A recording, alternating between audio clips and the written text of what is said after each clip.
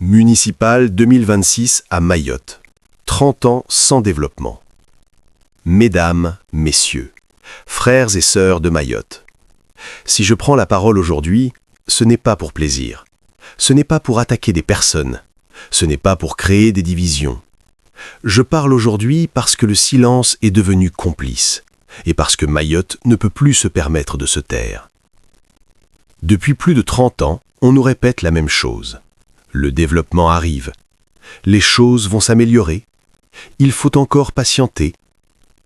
Mais 30 ans, ce n'est plus de la patience. C'est une alerte. Car pendant que les discours se répètent, la réalité, elle, s'aggrave. Regardons notre île avec honnêteté. La violence augmente. L'insécurité s'installe. Des quartiers entiers vivent sous la peur. Les délinquants imposent leurs lois depuis des années. Et la question que beaucoup de Mahorais se posent est simple. Pourquoi aucune solution durable n'a été trouvée? Est-ce un manque de discernement? Un manque de courage politique? Ou une absence totale de volonté? Je n'ai pas la réponse, mais ce que je sais, c'est que l'inaction a un prix. Et ce prix, c'est le peuple qui le paie. Parlons maintenant d'un sujet que tout le monde connaît, mais que trop peu osent dire clairement. L'inégalité entre Mayotte et la métropole. On nous dit que Mayotte est française, mais dans la réalité, Mayotte est traitée comme une exception permanente. Tout est plus cher ici. La nourriture coûte plus cher, les produits de base coûtent plus cher, les billets d'avion coûtent plus cher. La vie, tout simplement, coûte plus cher. Comment peut-on parler d'égalité quand vivre à Mayotte coûte plus cher qu'ailleurs alors que les revenus sont plus faibles? Et ce n'est pas un hasard. À Mayotte, le marché est verrouillé. Quelques entreprises dominent tout. Des monopoles empêchent la concurrence. Les prix restent élevés sans justification réelle. Et pendant ce temps, les élus se taisent. Pire encore, quand des Mahorais veulent entreprendre, quand ils veulent créer leur propre entreprise, ils se retrouvent face à des obstacles administratifs, à des lenteurs, à des refus, à des découragements. On bloque ceux qui veulent construire pendant qu'on laisse prospérer ceux qui contrôlent déjà tout. Posons la question clairement. Où sont les grandes entreprises nationales à Mayotte? Où sont les grandes enseignes? Où sont les investissements structurants? On nous dit que Mayotte est française, mais beaucoup d'entreprises présentes en métropole refusent ou ignorent Mayotte. Et là encore, une question se pose. Pourquoi nos élus ne se battent pas pour attirer ces entreprises?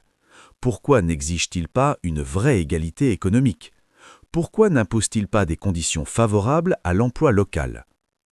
Parlons maintenant de nos communes. Soyons honnêtes. En dehors de Mamoudzou, combien de communes disposent de véritables pôles économiques? Combien de communes ont attiré de grandes entreprises? Combien ont créé de vraies zones d'activité dynamiques? La réponse est douloureuse. Presque aucune. Et pourtant, le minimum serait déjà de maintenir nos communes propres. Mais regardez nos routes. Elles sont sales, elles sont dégradées, elles sont mal entretenues. Même l'entretien de base n'est pas assuré. Ce n'est pas un problème de moyens uniquement, c'est un problème de priorité. Quand on ne respecte pas son territoire, on ne respecte pas sa population. Mesdames et messieurs, je veux être très clair. Ce discours n'est pas contre la politique. La politique est nécessaire, la politique peut être noble.